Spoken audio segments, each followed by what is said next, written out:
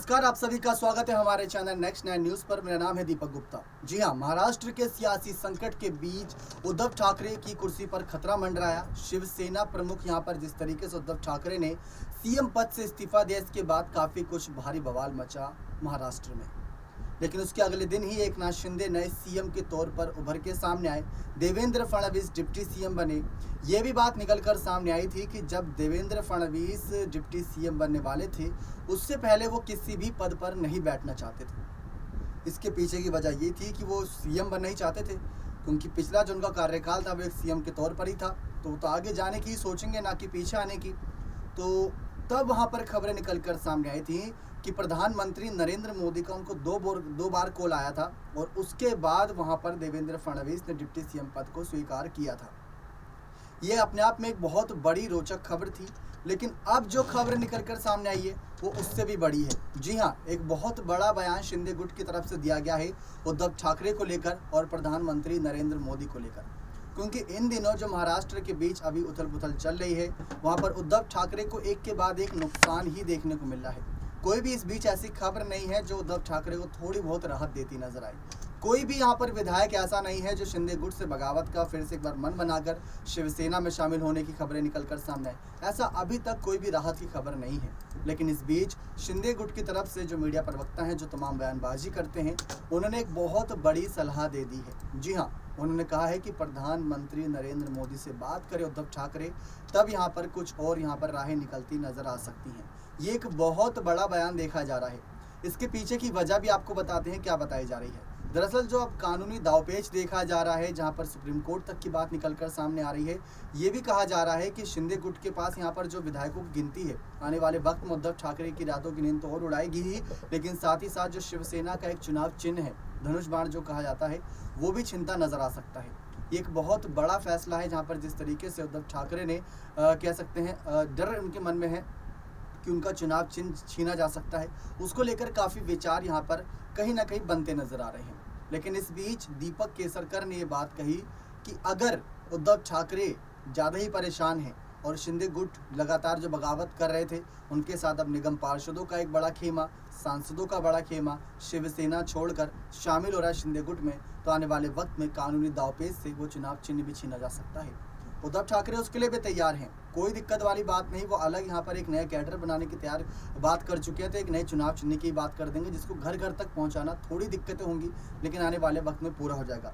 लेकिन इन सब के बीच यहाँ पर तमाम बातें जो ये कही जा रही हैं कि किस तरीके से आने वाले वक्त में उद्धव ठाकरे इन सब पर फैसले तो लेंगे, लेकिन दीपक केसरकर ने ये कहा कि अगर प्रधानमंत्री नरेंद्र मोदी से वो बातचीत करते हैं तो बातचीत से कई मसले हल हो सकते हैं। और साथ ही साथ ये भी बातें निकलकर सामने आई कि अगर, जी हाँ, अगर यहाँ पर बात करें तो किस तरीके से उद्धव ठाकरे आने वाले वक्त में फैसले तो लेंगे ही, लेकिन दीपक केसरकर ने साफ निशाना साधा है कि प्रधानमंत्री उनके खास हैं, ऐसी कोई उनसे मनमुटाव नहीं है। अमित शाह से बातचीत कर सकते हैं, जेपी नड्डा से बातचीत कर सकते हैं, तमाम बातें वहाँ से निकलकर सामने आ सकती हैं, तब वो जाकर यहाँ पर बातें करते नजर आ सकते हैं।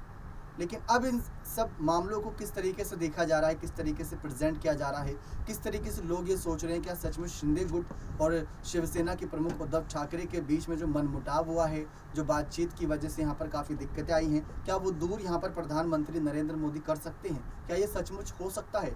बिल्कुल हो सकता है, क्योंकि इससे पहले शिवसेना भारतीय जनता पार्टी के साथ जुड़ी हुई थी। साल 2019 में जो एक जनमत मिला था, वो यहाँ पर मिला था शिवसेना और भारतीय जनता पार्टी को ही।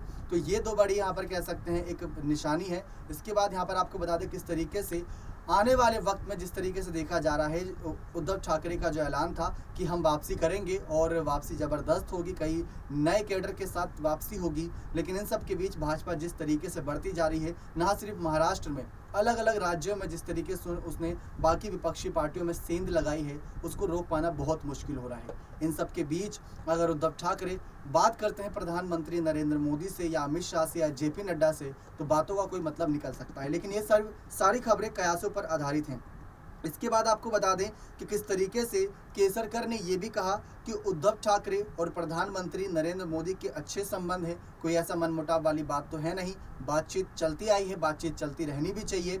कई बार एक साथ एक दूसरे के साथ यहाँ पर मंच साझा कर चुके हैं इससे पहले भी, तो बातचीत करने में कोई दिक्कत वाली बात नहीं।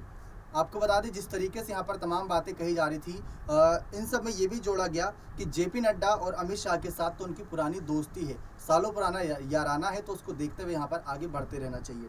इसके बाद आपको बता दें कि आखिर असल मायने में पूरा मामला है क्या। पूरा मामला ये निकलकर सामने आ रहा है कि एकनाथ शिंदे के नेतृत्व में विद्रोह ने शिवसेना में एक बड़ा विभाजन पैदा कर लिया है। जी हाँ, साथ ही अब उद्धव ठाकरे ने पार्टी को बचाने के लिए आंदोलन शुरू कर दिए हैं, जिनके साथ यहाँ पर आपको बता दें आदित्य ठाकरे, शरद पवार, संजय राउत और जो बच्चे विधायक नेता हैं वो भी जुड़े नजर आ रहे हैं। इस बीच उद्धव ठाकरे को इस बात की चिंता सता रही है कि कानूनी लड़ाई में शिवसेना की पहचान खोनी पड़ सकती है। जी हाँ, जो शिवसेना की एक पहचान है वो कानूनी लड़ाई में खो सकते हैं। विश्वसनीय सूत्रों के मुताबिक उद्धव ठाकरे ने शिवसैनिकों से अपील की है।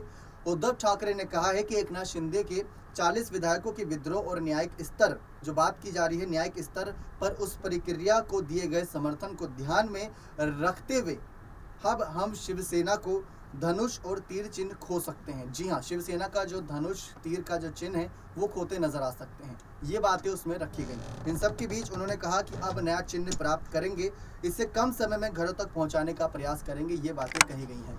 अब इन सब चीज़ों के बीच ये देखा जा रहा है कि किस तरीके से उद्धव ठाकरे तमाम बयानबाजी तो कर ही रहे हैं, उधर एकनाथ शिंदे यहाँ पर तमाम फैसले लेते नजर आ रहे हैं, देवेंद्र फडणवीस के अलग फैसले हो रहे हैं। लेकिन जब 2019 का चुनाव समाप्त हुआ था, जनमत जो शिवसेना और भारतीय जनता पार्टी को मिला था उसको बरकरार रखना चाहिए था, क्योंकि देवेंद्र फडणवीस ने भी यही बात कही थी कि आपको जब जनमत भाजपा और शिवसेना को मिला था तो धोखा आपने दिया था, एनसीपी कांग्रेस के साथ गठबंधन आपने किया था। जो बागी विधायक है वो असल मायने में बागी नहीं, वो तो असल मायने में शिवसैनिक है, क्योंकि शिवसेना और भाजपा का अब मेल फिर से हो गया है 2019 के बाद 2022 में। आने वाले वक्त में जब चुनाव होंगे तो एकनाथ शिंदे के पद पर फिर भी सवाल खड़े रहेंगे।